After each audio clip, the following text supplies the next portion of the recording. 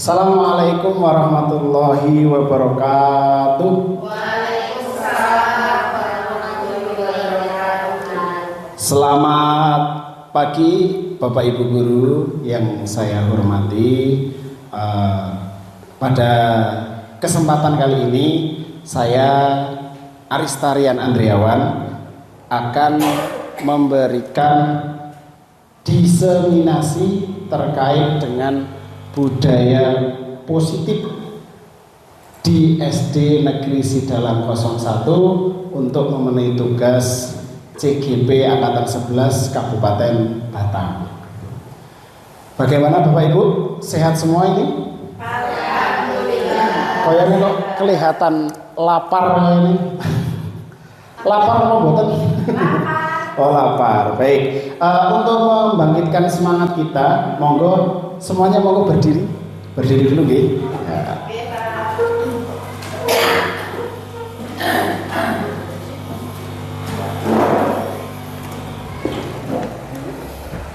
Baik, kita ice breaking dulu ya, ice breaking dulu. Nanti ikutin gerakan dari saya. Nanti gerakannya seperti ini. Saya berikan contoh dulu. Dibuka tutup, dibuka tutup, bertepuk tangan. Dibuka tutup, dibuka tutup, tepuk tangan lagi. Digulung-gulung, digulung-gulung, lalu tersenyum, hihi. Digulung-gulung, digulung-gulung, lalu tertawa, ha. Oke, bisa ya? Bisa. Oke, 1, 2, 3. Dibuka tutup, dibuka tutup, bertepuk tangan.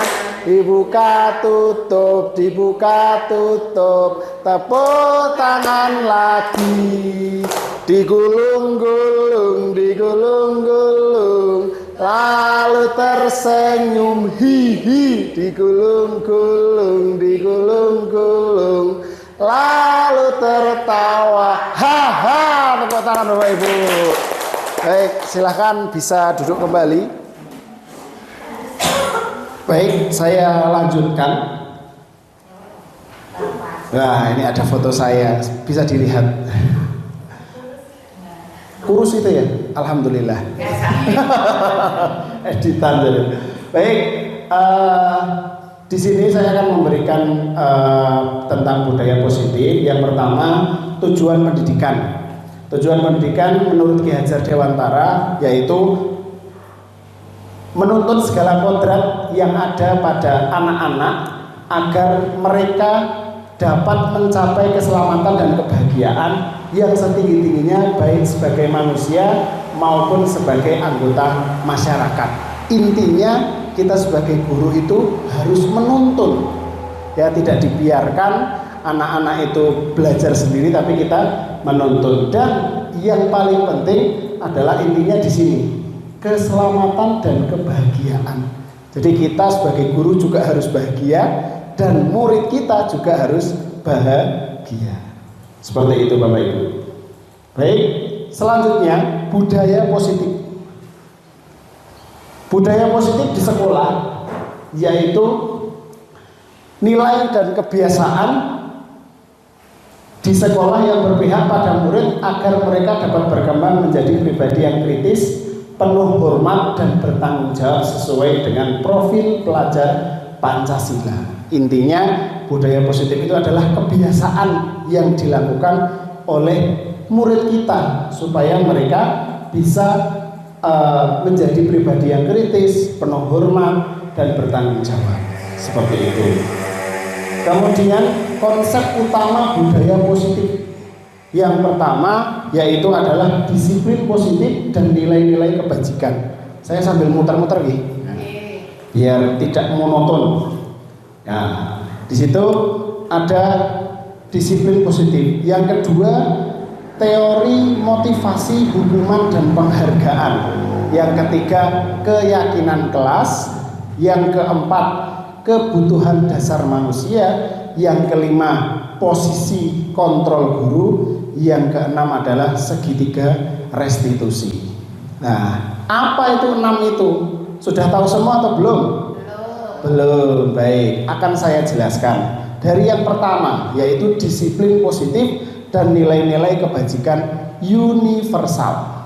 Oke, kita ada permainan ini. Ya, ada permainan, coba berpasangan antara kanan dan kirinya.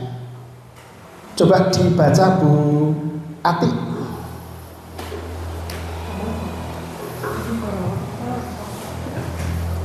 Anda dan teman Anda akan melakukan kegiatan. Cobalah berbuka. Ya, maju aja dah, Bu. Jangan ngijing tumbas kacamata, Bu. Anda dan teman Anda akan melakukan kegiatan. Cobalah buka. Anda adalah A. Tugas Anda adalah mengepalkan salah satu tangan Anda. Coba Anda mengambil secari kertas, kemudian Anda menyimpannya di dalam kepalan tangan Anda. Anda perlu menjaga secari kertas tersebut sekuat tenaga Anda, karena anggap saja secari kertas itu begitu pentingnya untuk kehidupan Anda. Tugas B, teman Anda adalah mencoba dengan segala cara untuk membuka kepalan tangan Anda. Teman Anda B boleh membujuk, menghardik, mengintimidasi, memarahi, menggoda, menggelitik, bahkan menawari Anda uang agar Anda bersedia membuka kepalan tangan Anda. Baik, tepuk tangan untuk Bu Ati. Ya, seperti itu. Terima kasih Bu Ati. Jadi sekarang coba berpasangan, kemudian menyobek secari kertas sedikit aja. Yang jadi A silahkan mau milih siapa? Oke, Bu I sama Bu Ati. Ya, ya, Bu Ati sama saya. Ini ya Bu Ati ya. Saya aja, jangan yang merayu.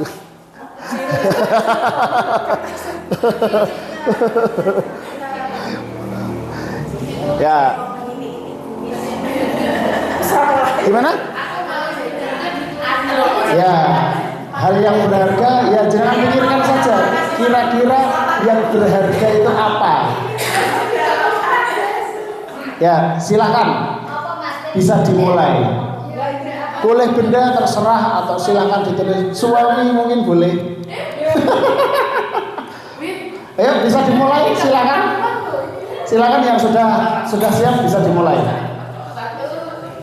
Ayo Pak Rian, nanti tak kasih permen Pak Rian. Enggak mau. Ayo Pak Rian, mau. Permen satu dulu ya.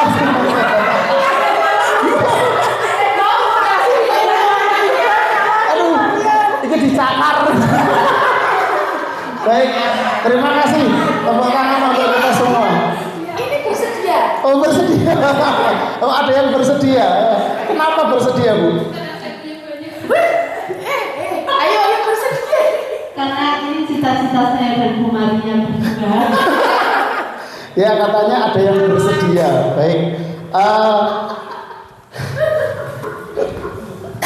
Ada yang bersedia, ada yang tidak mau. Kayak saya tadi tidak mau sampai dicakar-cakar. Ya, seperti itu. Baik. Jadi intinya di sini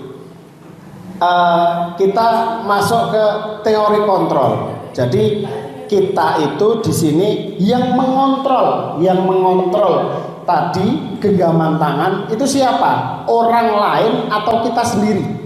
Diri sendiri, Pak. Oh, diri sendiri. Jadi yang mengontrol bisa membuka atau menutup atau mempertahankan itu ya kita sendiri. Jadi kita harus tahu kontrol itu ada pada siapa, bukan pada orang lain tapi kepada diri kita. Seperti itu, oke?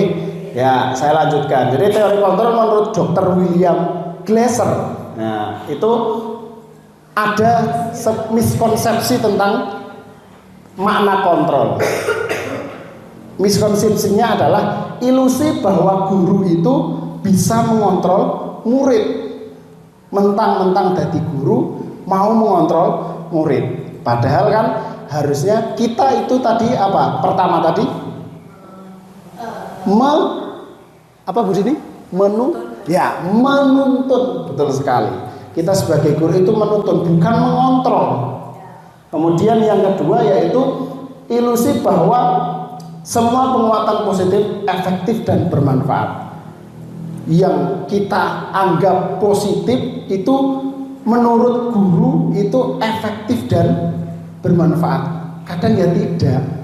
Nah, menurut jenengan itu baik menurut jenengan, tapi kadang menurut anak itu karena ada sesuatu hal kadang itu tidak pas. Yang ketiga yaitu ilusi bahwa kritik dan membuat orang merasa bersalah dapat menguatkan karakter. Ya, kita menganggap bahwa dengan anak itu merasa bersalah, dengan kita mengkritik anak itu kita menguatkan karakter anak, padahal tidak. Kemudian yang terakhir yaitu ilusi bahwa orang dewasa memiliki hak untuk memaksa. Nah, kita itu biasanya karena kita itu sebagai guru yang sudah dewasa, sudah punya pengalaman, hawane ini pengen memaksa murid kita untuk ngeperintah. Ngeprint, sukanya ngeprint katanya. Kata Bu Ani tadi sukanya ngeperintah. Nah, maka dari itu kita sebagai guru harus merubah pola pikir kita terkait dengan kontrol ini. Kemudian yang selanjutnya makna kata disiplin.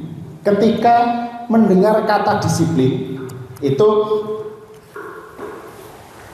yang terbayang dalam benak kita adalah kebanyakan orang menganggap menghubungkan kata disiplin dengan tata tertib, teratur, kepatuhan pada peraturan. Kata disiplin sering dihubungkan dengan hukuman. Kalau tidak mau seperti ini dihukum. Kalau tidak mau mengikuti seperti ini dihukum. Nah, kadang justru itu adalah salah satu alternatif terakhir. Hukuman itu kalau sudah terakhir baru bisa dilaksanakan. Kita cenderung menghubungkan kata disiplin ini dengan ketidaknyamanan. Wah, iki ngonek tekone ora gasik, engko disetrap. Nah, kadang kan seperti itu. Kalau kita terlambat nanti gajinya dipotong. Nah, mungkin seperti itu yang ada di dalam benak kita. Seperti itu. Disiplin positif adalah kemampuan memerintah diri sendiri dalam mengontrol dan menguasai diri untuk memilih tindakan yang mengacu pada nilai-nilai yang kita hargai dengan penuh tanggung jawab tanpa terperintah orang lain. Nilai-nilai yang kita hargai adalah nilai kebajikan, sifat positif manusia yang merupakan tujuan mulia yang ingin dicapai oleh setiap individu, yaitu nilai-nilai dalam profil pelajar Pancasila. Ya, ini ada nilai-nilai kebajikan profil pelajar Pancasila. Coba minta tolong Bu Ani, bisa dibaca itu. Nilai-nilai kebajikan profil pelajar Pancasila. Boleh pakai lagu Kak? Boleh. Nah, terima kasih sekali. Pelajar Pancasila. Yang lain tepuk tangan. Pada Tuhan yang Esa dan berakhlak mulia, berkebinekaan global, gotong royong mandiri, kreatif dan bernalar kritis. Oke, terima kasih Bu Ani. Sampai dilakukan profil pelajar Pancasila itu adalah supaya melekat dan selalu teringat. Iya, terima kasih Bu Ani.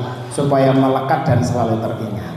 Baik, panjenengan bisa melihat nilai-nilai kebajikan yang ada. Jadi nilai-nilai kebajikan itu nanti yang akan kita gunakan dalam membentuk keyakinan kelas. Jadi nanti kita akan sampai kepada keyakinan kelas. Jenengan bisa membaca sedikit-sedikit, ada gotong royong, ada tanggung jawab. Intinya itu kata-katanya adalah bentuknya abstrak, tidak detail, ya, tidak terperinci. Baik, saya lanjutkan. Yang kedua adalah teori motivasi hukuman dan penghargaan. Teori motivasi adalah teori motivasi perilaku manusia. Yang pertama yaitu untuk menghindari ketidaknyamanan atau hukuman, apa yang akan terjadi apabila saya tidak melakukannya. Kadang seperti ini, hukuman itu adalah motivasi apa? Eksternal. Yang kedua, untuk mendapatkan imbalan. Saya kalau tidak terlambat, saya pasti akan mendapatkan hadiah. Ya, atau kalau kita ya sebagai seorang guru gajinya tidak dipotong, itu sebagai hadiah imbalan. Itu juga motivasi eksternal. Yang ketiga adalah untuk menghargai diri sendiri. Saya akan menjadi orang yang seperti apa bila saya melakukannya. Nah, ini yang paling penting. Ini adalah tujuan dari disiplin positif, motivasi internal. Jadi kita sendiri yang tahu, kita sendiri yang pekewuh, kita sendiri yang harus merasakannya. Jadi harapannya nanti kita sebagai guru menuntun murid kita untuk bisa melakukan hal-hal tersebut. Nah, jadi sudah tahu motivasi internalnya seperti apa. Kemudian di sini ada sebuah hukuman atau konsekuensi. Nah, kira-kira dari Bu Dini. Nah, dari Bu Dini. Oh ya. Nomor 1, mencatat 100 kali di buku kalimat saya tidak akan terlambat lagi karena terlambat sekolah. Kira-kira itu hukuman atau konsekuensi, Bu Dini? Hukuman, Pak. Hukuman. Kita lihat. Oke, tepuk tangan untuk Bu Dini. Ya. Baik, sekarang Bu Is. Nah, Bu Is. Yang kedua, sambil dibaca, Bu Is. Lari menghadiri lapangan basket 2 kali karena terlambat hadir di sekolah.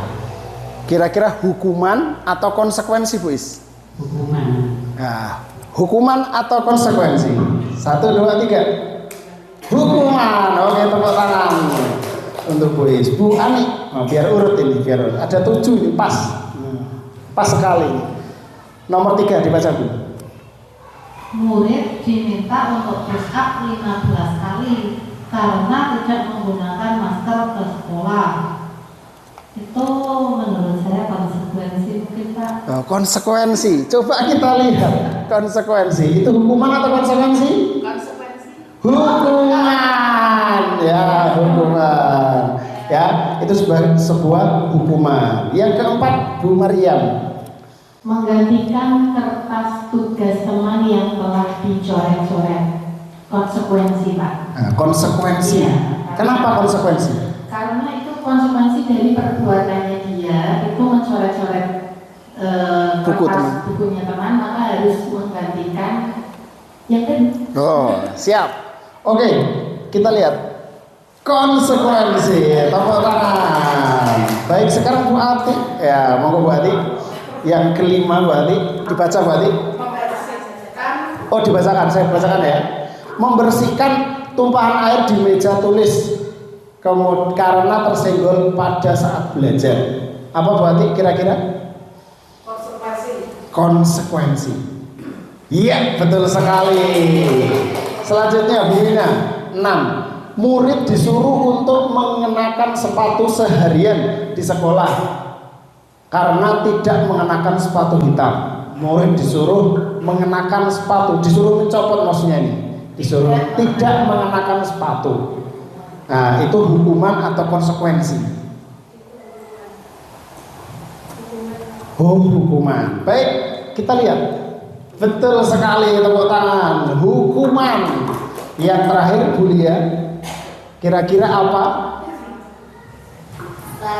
Lari mengelilingi lapangan basket 2 kali karena terlambat. Itu menurut saya Hukuman. Kita lihat hukuman atau konsekuensi? 1, 2, 3. Konsekuensi, ya. Itu karena terlambatnya cuma 10 menit, diberikan larinya cuma 2 kali. Itu konsekuensi. Karena itu PJOK, betul. Karena itu PJOK. Bedanya dengan yang ketiga dan ke-1. Kalau ke-1 nulisnya kakean. Nah, kebanyakan. Kemudian yang ketiga itu push up, padahal hanya tidak memakai masker. Kalau PJOK lari 2 kali ya lumrah seperti itu. Kalau disuruh lari muteri lapangan 100 kali baru itu namanya hukuman.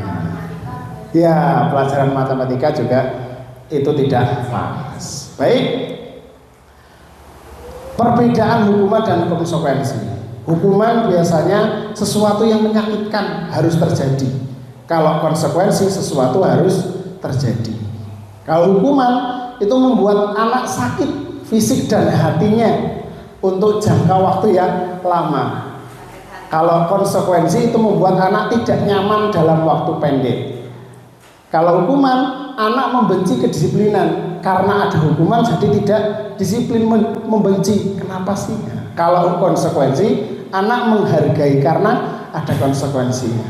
Kemudian kalau hukuman itu bersifat paksaan, kalau konsekuensi stimulus tanggapan. Kalau hukuman itu mendorong anak menyakiti diri sendiri, kalau konsekuensi mendorong anak agar mudah menyesuaikan diri. Konsep diri yang buruk, konsep diri yang baik. Kalau hukuman anak belajar untuk menyembunyikan kesalahan, kalau konsekuensi anak belajar untuk mematuhi aturan. Yang terakhir, biasanya kalau dihukum itu rasanya apa? Marah, rasa bersalah, dipermalukan, malu, tidak dihargai, sakit jadinya. Nah, sakit ya. Kalau konsekuensi itu biasanya kehilangan hak, dibuat tidak nyaman, diasingkan untuk sementara waktu, seperti itu. Jadi ada bedanya hukuman dan konsekuensi. Harapannya Bapak Ibu ya bisa lebih memilah-milih antara hukuman dan konsekuensi ya. Ketika ada ya anak yang mencoret-coret tembok mungkin ya diberikan konsekuensi saja, disuruh membersihkan, atau kalau ada catnya disuruh mengecat. Nah, itu bagian dari konsekuensi. Baik. Yang ketiga, ini adalah keyakinan kelas. Keyakinan kelas yang sudah saya sampaikan tadi tentang apa? Nilai-nilai kebajikan. Nah, keyakinan kelas dan peraturan kelas itu adalah hal yang sama atau tidak menurut Bapak Ibu? Beda. Hah? Beda. Beda ya? Beda ya? Betul atau salah? Berarti salah. Kita lihat. Iya, betul sekali ya. Berarti salah. Keyakinan dan peraturan itu berbeda, bukan hal yang sama. Oke. Selanjutnya, pembentukan keyakinan kelas. Keyakinan kelas bersifat lebih abstrak daripada peraturan yang lebih rinci dan konkret. Saya sudah tadi menyampaikan kata-katanya yang dipakai itu adalah abstrak. Contoh, tanggung jawab. Ya kan, tanggung jawab. Misalnya anak diminta mengambil buku, minjam buku, ya nanti diminta untuk mengembalikan. Kalau saya biasanya karena olahraga, anak meminjam bola, ya harus mengembalikan ke tempatnya lagi. Itu namanya tanggung jawab. Hanya tanggung jawab, tapi banyak. Pada kata-katanya mungkin bisa awalnya peraturannya kembalikan ke tempat semula, mungkin seperti itu. Itu peraturannya. Kemudian keyakinan kelas berupa pernyataan-pernyataan universal. Yang selanjutnya, pernyataan keyakinan kelas senantiasa dibuat dalam bentuk positif. Harus kalimat-kalimat yang positif. Kemudian keyakinan kelas hendaknya tidak terlalu banyak sehingga mudah diingat dan dipahami oleh semua warga sekolah. Tidak terlalu banyak. Ya, dipilih silahkan berapa, bisa 5 atau sampai 10, tidak perlu sampai 100 dipilih semua, tidak perlu ya. Kemudian keyakinan kelas sebaiknya sesuatu yang dapat diterapkan di lingkungan tersebut. Apa? Disiplin, kemudian tanggung jawab, saling menghargai, saling menghormati, itu juga penting. Kemudian semua warga kelas hendaknya ikut berkontribusi dalam pembuatan keyakinan kelas lewat kegiatan curah pendapat. Jadi sebelum membentuk keyakinan kelas, diharapkan Bapak Ibu itu di kelas bisa berbagi pendapat dengan murid-muridnya.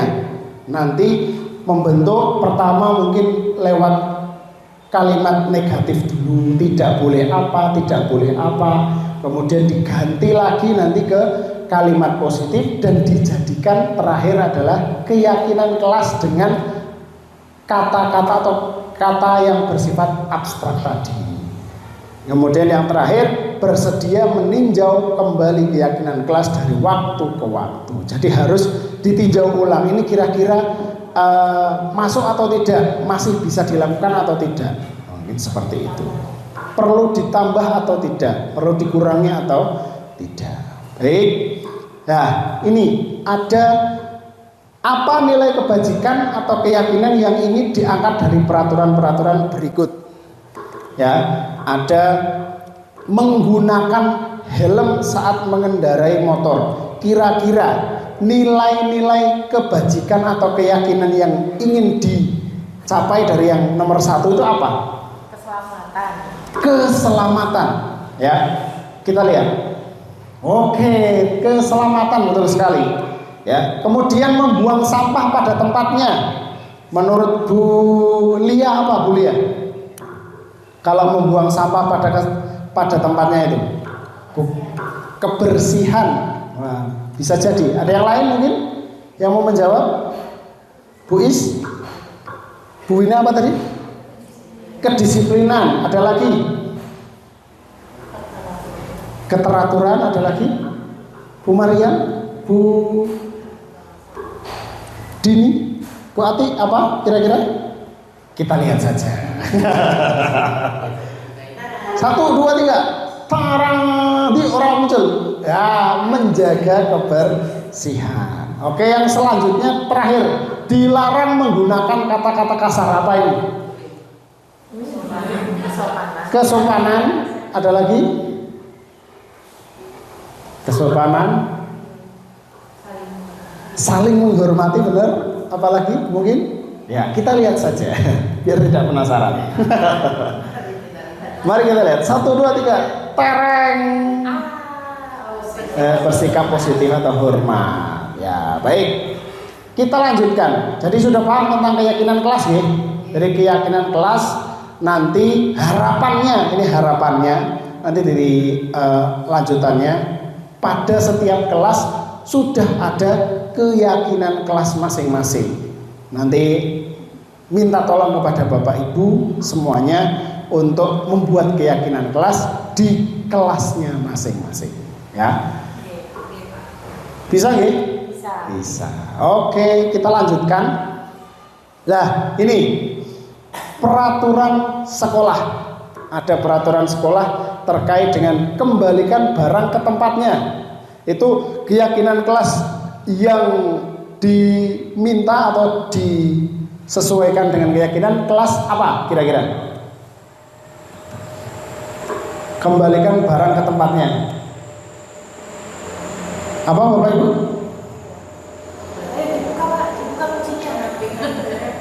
Hah? Kedisiplinan, keterikatan, keteraturan, apa lagi? Apa? Kerapi. Oke, kita buka. Bertanggung jawab, ya. Bagian dari tanggung jawab. Oke, sekarang kelanjutannya, dilarang mengganggu orang lain. Saling menghormati, saling menghargai. Oke, kita lihat. Ting. Saling menghormati. Yang selanjutnya, hadir di sekolah 15 menit sebelum pelajaran dimulai. Disiplin. Cetok ya. Cetok. Komitmen atau disiplin ya. Komitmen atau disiplin sama itu ya. Kemudian yang selanjutnya, dilarang melakukan kekerasan. Saling menghargai. Apa lagi? Bu Is mau menjawab kayaknya. Oh, saling menghormati. Ada lagi? Kita lihat saja. Buka. saling menghargai, keamanan juga, ya kan? Kalau ada yang melakukan kekerasan berarti kan sekolahnya tidak aman. Yang selanjutnya, dilarang menggunakan narkoba, itu bagian dari kesehatan dan keamanan. Bergantian atau menunggu giliran, itu apa? Disiplin antri, saling menghargai. Saya cocok ke Bu Wina ini. Ya, menghormati orang lain, sama ya, saling menghargai, menghormati orang lain. Yang terakhir, dilarang merokok. Kesehatan, tahu semua. Ya, dilarang merokok ya, intinya tentang kesehatan. Baik, itu tentang keyakinan kelas.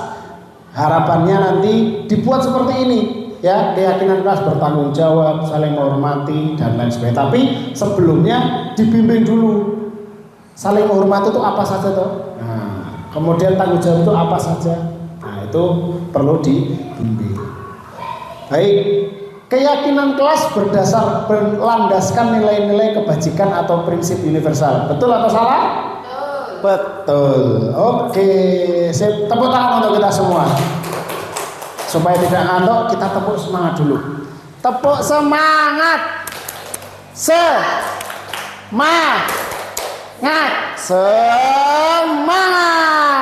Oke, terima kasih Bapak Ibu. Keren sekali. Untuk ngantuk memang ya.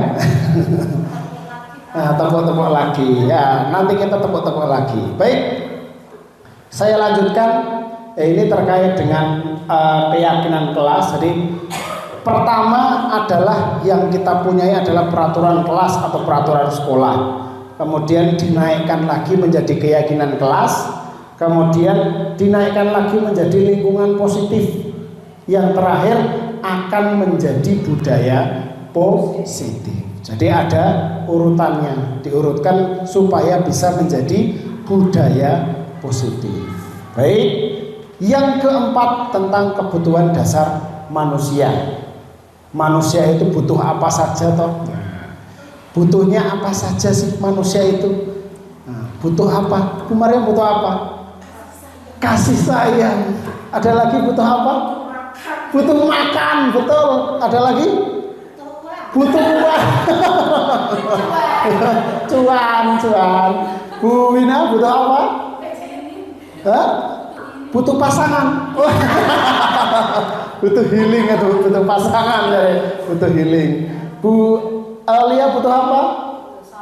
Oh, butuh shopping. Baik, langsung buka aplikasi Shopee saja. Tidak usah lama-lama ya. Oke, kebutuhan dasar manusia. Yang pertama, ada 5 kebutuhan dasar manusia, yaitu pertama adalah bertahan hidup. Bertahan hidup itu yang tadi seperti bilang Bu Ati, makan. Ya ini wis ngelih. Nah, padahal isi jam 11 kurang ini ya. Wis ngelih. Nah, padahal tadi sudah sarapan. Saya lihat di sana sudah sarapan tadi ya. Sekarang sudah lapar lagi ya. Kebutuhan pertama adalah bertahan hidup. Makanya di tempatnya di tengah. Karena itu merupakan sentral primer ya. Ya, kebutuhan primer kita, uang, butuh tempat tinggal, apalagi pakaian, sandang dan lain sebagainya. Itu merupakan kebutuhan bertahan hidup. Yang selanjutnya ada kebutuhan kasih sayang dan rasa diterima. Kita kan butuh rasa sayang tadi. Kata Bu Maryam, kita perlu disayangi. Kalau kata Bu Wina, butuh pasangan. Nah, tadi itu berarti butuh kasih sayang, rasa diterima. Ya, kasih sayang dari pasangan, betul sekali Bu Ani. Kemudian butuh kebebasan. Kita juga ingin bebas, ingin melakukan. Murid juga sama. Murid juga ingin bebas, tapi bebas di sini tidak dibiarkan berkeliaran sembarangan. Ya, bebas ya, tetap terpantau oleh kita, diarahkan ya. Walaupun bebas, tapi mereka contoh mereka itu pinginnya belajarnya praktek ya, atau anak itu sukanya mendengar, anak sukanya apalagi membaca. membaca. Ya, kita sediakan sebagai guru, kita kan sudah diberikan ilmu tentang pembelajaran berdiferensiasi, dimaksimalkan pembelajaran itu sehingga anak bisa bebas sesuai dengan kebutuhan belajar mereka. Ya, belajar mereka itu butuh apa sih? Nah, itu bisa disampaikan betul. Anak merasa senang. Kemudian yang terakhir, yang selanjutnya itu adalah kesenangan. Butuh untuk senang, benar tidak? Tadi kata Bulia, tadi apa? Shopping, healing, itu bagian dari kesenangan. Ya kalau murid kita mungkin kalau sweeping, kalau sweeping polisi nanti. Kalau murid kita mungkin pas istirahat butuh bermain, itu juga bagian dari kesenangan. Yang terakhir adalah tentang butuh penguasaan. Kita butuh penguasaan. Yang ini ada kasus, coba Bu siapa yang belum baca? Ya, Bulia dibaca coba Bulia. Karena sudah pegang mic dibaca saja. Ibu Maryam, guru wali kelas 4 di SD Sidalan 01, sedang bingung menghadapi ulah salah satu murid di kelasnya bernama Alba. Beberapa anak di kelas 4 telah datang padanya dan mengeluhkan bahwa Alba seringkali meminta bekal makan siang mereka dengan paksa. Menurut Anda, kira-kira apa alasan Doni melakukan hal itu? Albab ya. Albab ya. Albab. Menurut Anda, kira-kira apa alasan Albab melakukan hal itu? Kira-kira kenapa? Albab lapar, Pak. Oh, Albab lapar. Albab merasa aku ingin makanan Kurang. yang itu, gitu Pak. Oh, pengen makanan itu. Oh, pengen ya. Pengen makanan temennya berarti. Ya. Juga iseng Pak. Oh, iseng ada. Bisa jadi iseng. Ada lagi mungkin. Oh, cari perhatian, betul sekali. Merasa paling hebat. Oh. Karena apa menjadi apa namanya? Karena memaksa jadi merasa hebat. Ya, oke. Kita lihat jawabannya. Oh, untuk bertahan hidup. Ya, yang pertama tentang bertahan hidup. Karena dia mungkin lapar. Ya, makanya minta bekal temannya. Kemudian yang selanjutnya bisa jadi karena kasih sayang, dia minta cari perhatian tadi ya. Biar diterima teman. Ya, biar diterima teman-temannya, butuh kasih sayang ya. Kemudian yang selanjutnya penguasaan tentang penguasaan, dia merasa hebat, merasa berkuasa. Ya. Karena bisa minta punya temannya jadi dia merasa hebat. Ya, kemudian kebutuhan selanjutnya tentang kebebasan. Ya, kebebasan. Nah, dia merasa bosan. Bekalnya mungkin dari rumah itu saja. Nah, telur dadar terus makannya mukanya sampai kayak telur ya. Nah. Ya, kemudian yang terakhir tentang kesenangan, iseng, pengen menjahili temannya, pengen caper. Oh, Bu ini suka iseng. Padahal yang suka meminta makanan itu biasanya saya. Itu Anda butuhkan lapar. Karena saya kalau saya karena lapar, kebutuhan itu bertahan hidup, bertahan hidup. Ya, oke. Kita lanjutkan. Yang kelima yaitu tentang posisi kontrol guru. Ya, 5 posisi kontrol. Ada 5 posisi kontrol guru. Yang pertama yaitu sebagai penghukum. Nah, penghukum. Coba dibaca Bu Ina. Akeh kabeh ini. Orang penghukum bisa menggunakan kekuatan fisik maupun verbal.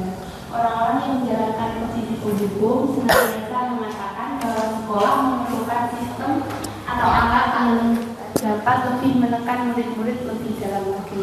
Guru-guru menerapkan posisi penghukum akan berkata, patuhi aturan saya atau awas. Kamu selalu saja salah. Selalu, pasti selalu yang terakhir selesai. Guru seperti ini senantiasa percaya hanya ada satu cara agar pembelajaran bisa berhasil, yaitu cara dia. Ya, oke. Terima kasih untuk Bu Wina. Tepuk tangan untuk Bu Wina. Ya, ini penghukum ya. Coba kita cek dulu untuk penghukum ini. Ya, jangan bisa lihat posisi guru sebagai penghukum.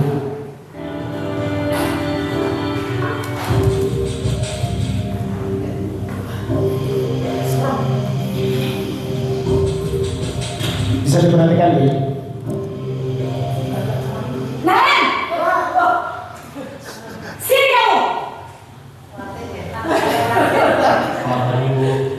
Selalu terlambat.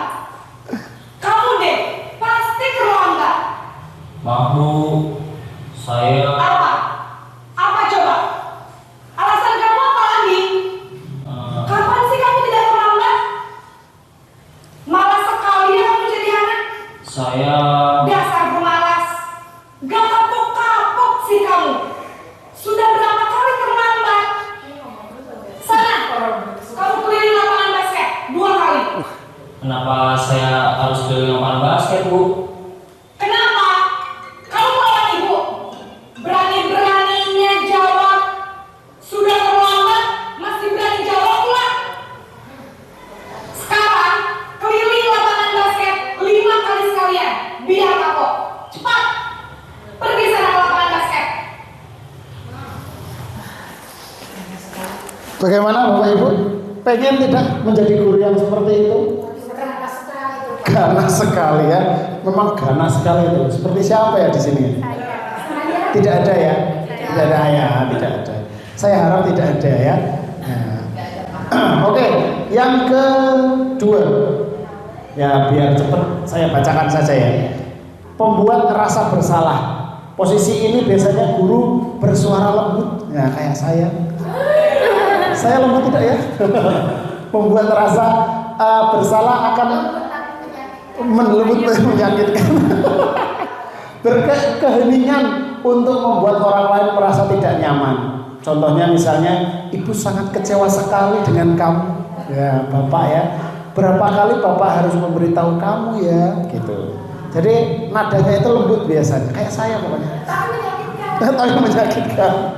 Gimana coba kalau orang tua kamu tahu kamu berbuat begini? Piye jan? Ya. Terkadang sering dilakukan Iya. orang tua. Berarti tidak boleh Pak. Iya, ini bagian dari membuat rasa bersalah. Boleh atau tidak? Nanti kita bisa ulang kembali, ya. Boleh atau tidak? Ya, nanti. Boleh sih tapi tidak bisa. Baik, monggo bisa dilihat videonya. Ya, hampir sama, tapi beda nanti nadanya. Tapi galak wajahnya. Tapi galak ya.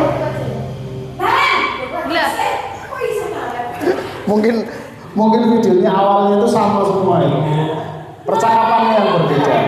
Ya. Kamu kenapa terlambat lagi, nak? Ya. Ya, bukan Naren. Kamu senang ya bikin ibu susah ya? Kalau kamu terlambat lagi, nanti ibu yang ditegur bapak kepala sekolah, nak. Disangka ibu tidak bisa membina kamu. Duh, gimana ini? Maaf Bu. Ya. Duh, Gusti Naren. Kamu suka ya kalau ibu ditegur bapak kepala sekolah? Terus, sekarang ibu harus tulis apa yang di buku absen? Ini kamu sudah sering terlambat dong. Loh. Ibu harus apa coba? Maaf Bu, maaf sekali. Ya sudah, lain kali jangan bikin ibu susah lagi ya nak ya. Ibu tidak akan kuat lagi kalau kamu gini terus. Bisa jantungan kalau ibu tegur bapak kepala sekolah. Sana cepat ke kelas. Maaf ya Bu, maaf sekali. Ya, ini anak jadi merasa sangat bersalah sekali ya dengan bahasa yang lembut seperti itu. Tapi menyakitkan kata Bu Mariam tadi, menyakitkan sekali. Ngeri pokoknya. Oke, kita lanjutkan. Yang ketiga, sebagai teman, posisi sebagai teman. Kita memposisikan diri untuk menjadi teman pada murid kita. Contoh kata-katanya, ayo bantulah Bapak, atau demi Bapak ya, ayo ingat tidak bantuan Bapak, ayo ingat tidak bantuan Bapak selama ini. Bapak itu sering bantu apa sih? Gitu ya. Ya, Bapak itu kan sering bantu kamu ya. Itu sebagai teman. Baik, kita lihat videonya. Nah, jangan dilihat yang pertama ya.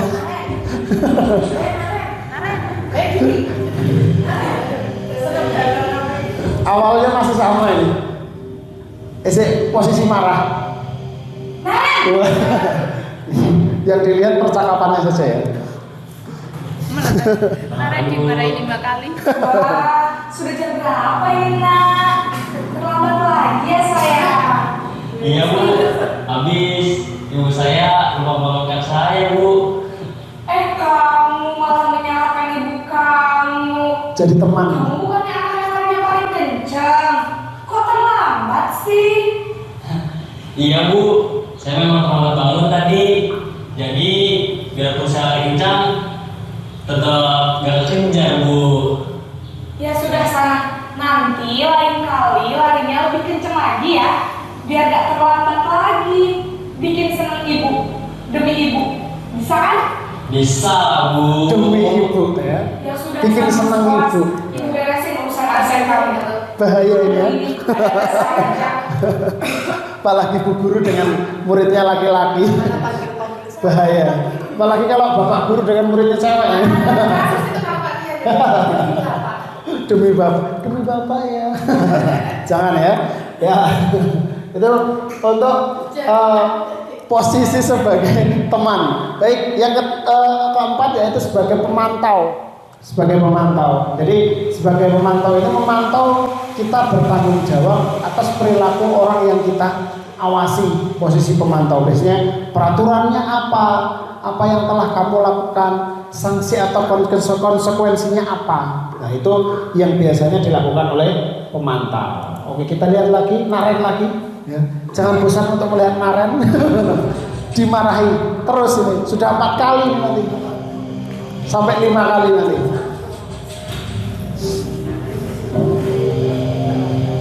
Naren!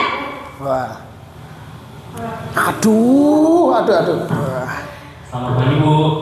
Naren, apa peraturan sekolah kita tentang jam berapa kita harus masuk sekolah, nak? Kita harus di sekolah jam 7 Bu.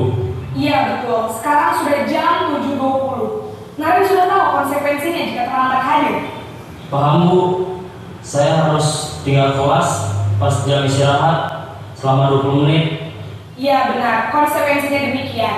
Jadi nanti jam 9.30 pas istirahat, kamu harus tinggal di kelas, kerjakan tugas tambahan untuk ketertinggalan kamu, ya? Baik Bu. Enak kayaknya ya. Enak nggak? Ya, lumayan lah daripada yang pertama tadi. Daripada yang menghukum. Oke, kita lanjutkan yang terakhir, yaitu sebagai manajer. Ya, posisi manajer adalah posisi di mana guru berbuat sesuatu bersama dengan murid. Ya, bareng-bareng mempersilahkan murid mempertanggungjawabkan perilakunya, mendukung murid agar dapat menemukan solusi atas permasalahan sendiri. Nah, ini kita mengarahkan. Nah, videonya seperti apa? Kita lihat Naren dimarahi selama 5 kali. Kasihan sekali dia ya. Dimarahi awalnya saja dimarahi.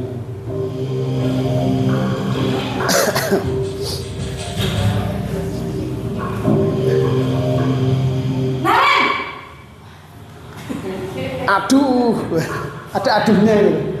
Ada aduh. Bu. Selamat pagi Naren. Maaf Bu, saya terlambat. Iya, sekolah masuknya jam 7, sekarang sudah jam 7.20. Jadi sekarang bagaimana nih Naren? Maaf Bu, saya lupa secara alarm saya semalam. Baiklah, menurut kamu, keyakinan sekolah yang mana yang perlu kamu tingkatkan? Menghargai diri sendiri dan orang lain mungkin ya Bu. Setuju. Jadi, apakah Naren yakin saling menghormati tersebut? Iya Bu, saya meyakininya. Apakah Naren bersedia memperbaiki masalah keterlambatan ini? Bersedia Bu. Bagaimana kamu akan memperbaiki masalah keterlambatan ini? Saya akan coba untuk tidak lupa menyetel alarm saya Bu. Baik, kalau Naren lupa menyetel alarm di rumah, ada orang yang kira-kira bisa bantu mengingatkan tidak? Ada Bu, kakak saya, Kak Emma. Ada lagi selain Kak Emma? Selain Kak Emma, ada ibu saya. Baik, jadi yang mengingatkan Naren adalah Kak Emma dan ibu kamu ya? Kira-kira akan mulai setel alarm kapan nih Naren? Setelah pulang sekolah, akan segera saya lakukan. Baik, jadi Naren akan setel alarm untuk bangun besok pagi dan akan diingatkan oleh kakak dan ibunda Naren ya.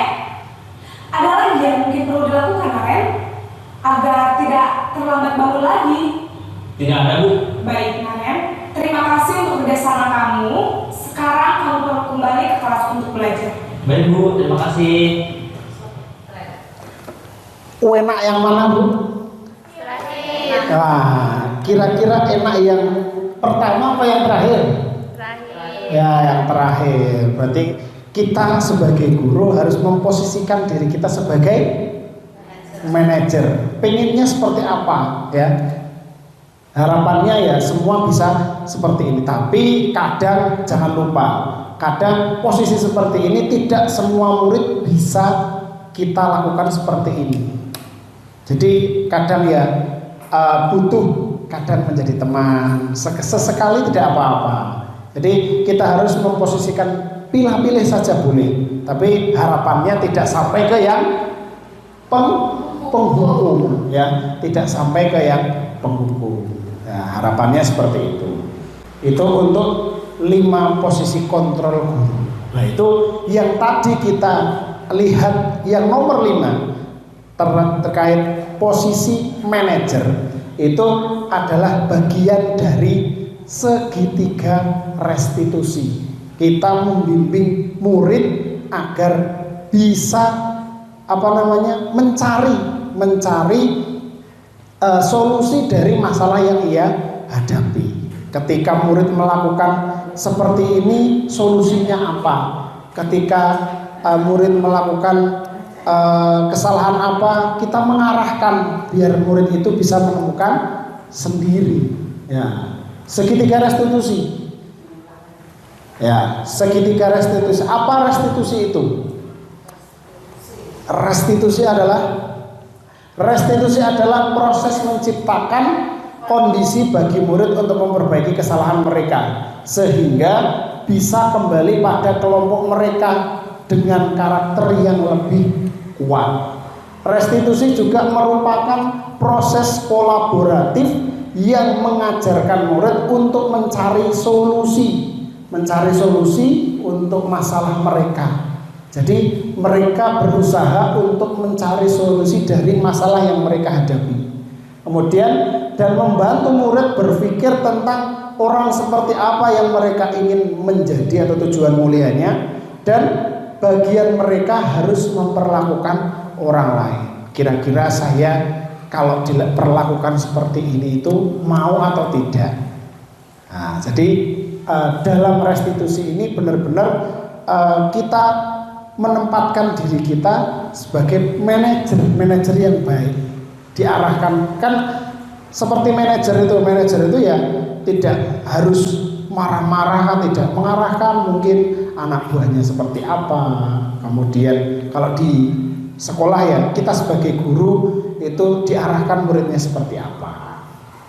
Baik, segitiga restitusi itu ada 3. Ada 3 ya.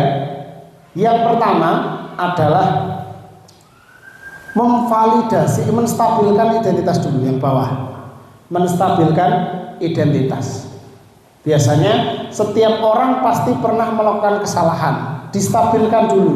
Contoh misalnya anak tertidur di kelas, jangan langsung dimarahi, distabilkan dulu. Kenapa hari ini kamu kok ngantuk sekali? Mungkin anak itu di rumah tadi malam ada kegiatan apa, jaga malam mungkin. bapaknya karena tidak ada yang jaga anaknya, mungkin kan bisa jadi. Atau kalau tidak mungkin sedang ada yang keseripahan. Apa keseripahan? Meninggal, ya, terkena musibah, ya. Kemudian kamu bukan satu-satunya yang pernah melakukan ini. Pernah melakukan kesalahan, tidak hanya kamu, Pak Guru juga pernah melakukan kesalahan. Jadi seperti itu. Kemudian yang selanjutnya adalah menanyakan keyakinan, diyakinkan keyakinan apa, nilai-nilai apa yang sudah kita sepakati, keyakinan apa yang sudah kita sepakati bersama, biar anak itu ingat kembali, oh berarti saya melakukan seperti ini itu karena saya tidak bertanggung jawab. Belum tidur di kelas kan berarti tidak bertanggung jawab, padahal harusnya dia belajar tapi malah tidak belajar, malah tidur. Yang terakhir yaitu memvalidasi kebutuhan. Kamu tentu punya alasan mengapa melakukan itu. Kenapa kamu kok tidur di kelas? Pasti ada alasannya, divalidasi. Kemudian adakah cara untuk yang efektif mendapatkan apa yang kamu butuhkan? Cara apa yang bisa kamu perbaiki? Memperbaikinya seperti apa? Nah, seperti itu. Men ora tidur di kelas harusnya seperti apa? Mungkin seperti itu. Nah, itu bagian dari segitiga restitusi. Baik.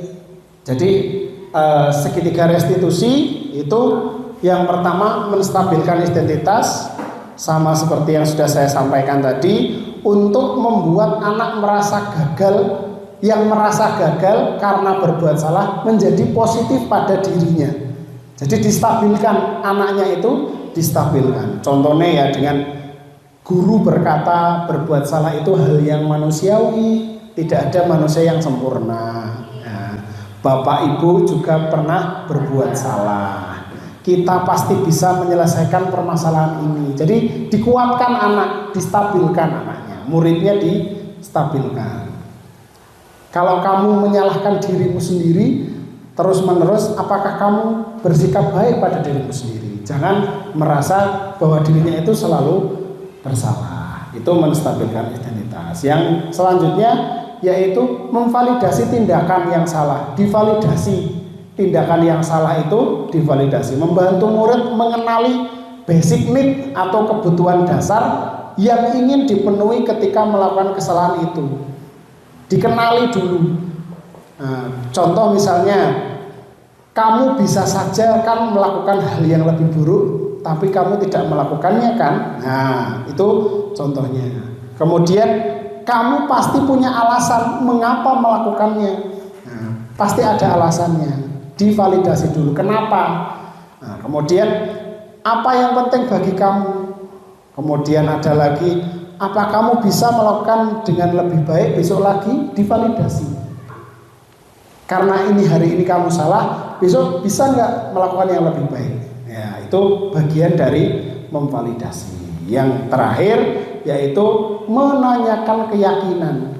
Anak melihat kesalahannya dihubungkan dengan norma sosial dan nilai-nilai yang mendasari manusia berinteraksi dengan orang lain. Dihubungkan dengan keyakinan tadi, keyakinan kelas, keyakinan sekolah. Apa nilai-nilai yang kita percaya di kelas? Tadi ada tanggung jawab. Nek tidur di kelas berarti tidak tanggung jawab. Nilai keyakinan apa yang telah kita sepakati? Sudah tahu atau belum? Kalau sudah, apa yang dilanggar? Nah, itu bagian dari menanyakan keyakinan.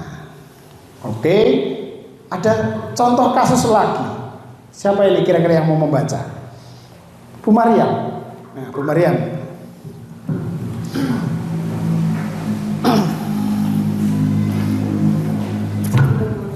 Oh, belum muncul. Baik, tak munculkan. Guru matematika dan wali kelas 8, Ibu Santi sakit sehingga tidak dapat masuk dan mengajar. Akhirnya dicarikan guru pengganti, Ibu Emi. Ibu Emi baru 2 tahun menjadi guru SMP. Beberapa murid perempuan, Vivi dan Natali, mengetahui hal ini dan mulai menggunakan kesempatan dan bersikap seenaknya, tertawa dan tidak mengindahkan kehadiran Ibu Emi. Ibu Eni mencoba menyapa Vivi dan Natali dengan ramah sambil mengingatkan mereka untuk tetap fokus pada pengerjaan tugas. Ayolah, tugasnya dikerjakan. Nanti ibu ditegur bapak kepala sekolah kalau kalian tidak kerjakan tugas. Tolong bantu ibu ya. Namun Vivi dan Natali malah tertawa. Ah ibu, santai saja bu. Mereka tetap tidak mengerjakan tugas dan malah mengobrol. Keesokan harinya, Ibu Santi memanggil Vivi dan Natali serta menanyakan tentang laporan Ibu Eni. Ibu Santi menanyakan apakah mereka bersedia melakukan memperbaiki permasalahan yang ada. Vivi dan Natali sempat ragu-ragu dan membela diri, namun pada akhirnya mengatakan akan meminta maaf. Ibu Santi menanggapi bahwa tindakan itu boleh saja dilakukan bila mereka sungguh-sungguh ingin meminta maaf. Namun Ibu Santi menanyakan kembali, apa yang mereka bisa lakukan untuk menggantikan rasa tidak dihormati Ibu Santi? Baik Vivi maupun Natali mengakui bahwa perilaku mereka tidak sesuai dengan keyakinan kelas.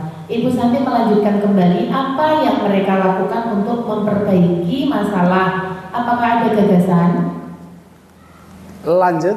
Setelah berpikir sejenak, Natali dan Vivi mengusulkan bagaimana kalau mereka mengadakan sebuah diskusi kelompok dengan teman-teman sekelasnya. Tema yang mereka pilih adalah penerapan keyakinan kelas, terutama tentang sikap saling menghormati dan bagaimana penerapannya di kehidupan sehari-hari di sekolah.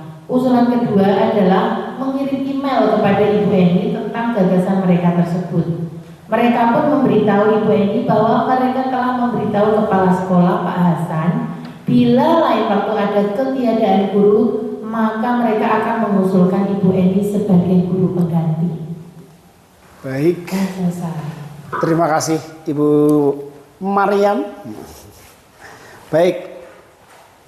Dari kasus tadi, kira-kira yang bisa diambil apa? Langkah-langkah restitusi yang diambil yang sudah dijalankan oleh Ibu Santi itu apa? Ada semuanya atau tidak? Menstabilkan identitas ada nggak? Kayaknya kok belum ya Pak? Belum, kayaknya kok belum. Kayaknya kok belum. Langsung. Kalau validasi? Kayaknya ada. Ya, kalau keyakinan kelas tadi meyakinkan? Ada ya? Ada ya tadi ya? Oke, kita lihat. Kita baca saja. Belum Pak. Tetot. Iya, menstabilkan identitas tetap ada. Tadi menstabilkan identitasnya yaitu Vivi dan Natali diajak untuk tenang dan kembali ke suasana hati di mana proses belajar dan penyelesaian masalah bisa dilakukan. Bisa diajak tenang. Ya, oke. Yang selanjutnya validasi tindakan yang salah tadi sudah ada. Ibu Santi menanggapi bahwa tindakan itu boleh saja dilakukan bila mereka sungguh-sungguh ingin meminta maaf. Yang terakhir tentang menanyakan keyakinannya, yaitu Ibu Santi melanjutkan kembali apa yang akan mereka lakukan untuk memperbaiki masalah yang ada. Apakah ada gagasan? Nah, seperti itu. Jadi gagasannya Vivi dan Natali tadi sudah muncul dari menanyakan keyakinan. Kemudian selanjutnya ada juga posisi pembuat merasa bersalah yang 5 kontrol tadi, ya. Masih ingat ya 5 kontrol yang tadi? Ada pembuat merasa bersalah. Ayolah, tugasnya dikerjakan, nanti ibu ditegur kepala sekolah. Itu bagian dari pembuat merasa bersalah. Kemudian ada posisi teman. Bu Eni mencoba menyapa Vivi walaupun tidak ditanggapi oleh Vivi dan Natali, mencoba ramah, ingin menjadi teman mereka. Nah, itu bagian dari 5 kontrol posisi guru, posisi kontrol guru tadi. Tolong bantu Ibu. Ya, oke. Ini ada langkah-langkah membuat keyakinan kelas. Baik, kira-kira dibaca dulu. Ya, dibaca dulu monggo. Kira-kira yang pertama harus dilakukan itu yang mana? Nah, monggo. Bu Lia, kira-kira yang pertama harus dilakukan itu yang mana? Dari urutan langkah-langkah untuk menetapkan keyakinan kelas. Bu Lia atau Bu Wina? Boleh. Boleh. Yang mana? Atau Bu Maryam? Kalau saya mungkin berdiskusi memunculkan peraturan-peraturan yang perlu ditaati warga kelas. Yang ini berarti ya? Ya. Ya. Kita harus sih, Pak. Kita lihat. Oh, jenengan bawahnya. Yang pertama ini. Ya. Oke. Ada lain? Ada yang lainnya? Bu Ani mana? Bu Ani mungkin? Saya kok itu ya peraturannya dimunculkan dulu terus didiskusikan dengan warga sekolah. Oke, kita lihat. Salah Pak. Salah. Yang mana? Yang salah yang Bu Ina. Oh, berdiskusi ini. Oke, kita lihat yang satu yang mana? Cetek. Iya, betul sekali, tepuk tangan untuk Bu Maryam. Ya. Pertama itu berdiskusi memunculkan peraturan dulu. Peraturannya dimunculkan dulu. Tadi saya sudah menyampaikan, aturannya disampaikan dulu. Yang kedua yang mana kira-kira? Mengubah peraturan. Ya, mengubah peraturan, benar apa tidak? Wes muncul nomor 1 biasanya sing loro gampang ini ya. Tapi yang nggak tahu juga, Pak. Oke, nomor 2 kita lihat. Iya, betul sekali ya. Mengubah peraturan menjadi kalimat positif. Peraturan itu biasanya kan tidak boleh, ya kan? Tidak boleh terlambat, tidak boleh tidur di kelas dan lain sebagainya. Dibuat jadi kalimat positif. Terus yang selanjutnya yang mana, Bu? Menyarikan. Hah? Apakah menyarikan? Menyarikan peraturan-peraturan menjadi keyakinan kelas. Coba. Iya, coba. Atau berdiskusi ini. Berdiskusi mengenai peran atau berdiskusi mengenai gambaran perilaku. Ya, coba kita lihat. Yang mana? Menyarikan. Nek orang ini nih, yo. Jangan salah. Menyarikan. Apa itu? Enggak. Oke, kita lihat. Iya, menyarikan peraturan menjadi keyakinan kelas. Lah, habis ini apa? Setelah menjadi keyakinan kelas. Sebentar. Berdiskusi warga kelas gambaran perilaku. Siapa saya? Kayaknya yang atas sih, Pak. Oh, yang atas. Yang ini berarti? Iya. Ya, berdiskusi ini ya. Kita lihat. Benar apa tidak? Betul sekali. Oh, wes jelas. Wes jelas berarti ya. Yang kelima berarti? Berdiskusi ini baru meninjau ulang. Oke. Ya, betul sekali. Ya, tepuk tangan untuk kita semua. Sudah paham berarti ya? Ya, sudah paham berarti ya? Oh, mau difoto ternyata. Iya, biar tidak salah lagi. Ya, nanti biar tidak salah. Nanti tugasnya Bapak Ibu, karena sudah tahu urutannya ini ya. Urutannya ini sudah tahu. Nanti saya foto juga, nanti wes tak kirim di grup. Nah, nanti minta tolong dari mulai kelas 1 ya, Bu Ati ya. Nah, nanti Bu Wina juga kelas 2, kelas 3, 4, 5, 6 membuat keyakinan kelas ya. Tugasnya membuat keyakinan kelas di kelasnya masing-masing sesuai dengan urutannya ini. Ya, silahkan diurutkan, kan sudah tahu kan? Sudah ada urutannya. Nah, nanti dibuat. Nah, ini tugasnya. Tugas Bapak Ibu guru SD Sedalam membuat keyakinan kelas, ditempel, nanti akan saya foto. Nah, akan saya foto di kelasnya, di kelasnya saya foto, nanti saya kirimkan sebagai tambahan tugas dari saya. Seperti itu ya. Siap ya Bapak Ibu ya? Siap. Ya, oke, terima kasih. Ya. Ada apa itu? Ada apa itu? Telur yang dipecahkan dari dalam akan melahirkan kehidupan yang baru. Namun telur yang dipecahkan dari luar hanya akan berakhir di penggorengan ya. Makanya harapannya murid kita itu bisa pecah dari dalam, dari dirinya. Maksudnya muncul kehidupan yang baru. Ya. Oke, terima kasih Bapak Ibu, dari saya cukup. Luar biasa. Insya Allah itu yang bisa saya sampaikan. Mudah-mudahan bermanfaat untuk panjenengan semua. Dari saya, apabila saya punya kesalahan dalam saya menyampaikan, saya minta maaf yang sebesar-besarnya. Dari saya cukup. Assalamualaikum warahmatullahi wabarakatuh. Waalaikumsalam warahmatullahi wabarakatuh. Tepuk tangan semuanya, luar biasa. Terima kasih. Tepuk apa? Tepuk Salut. salut. Salut. Salut.